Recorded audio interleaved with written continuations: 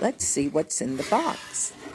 Ah, yes, my mini gourds and squashes made of papier mâché.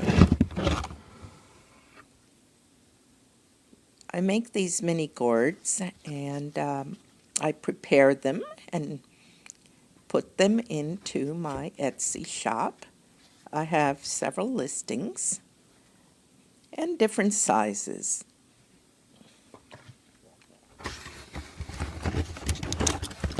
They are roughly textured.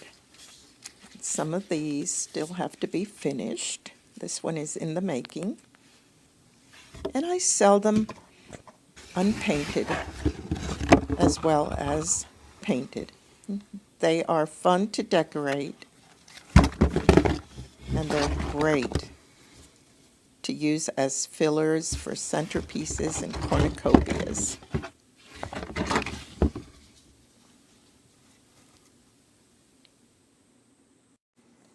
And they will be sorted and packed up by the dozen in bags or a box and made ready to ship.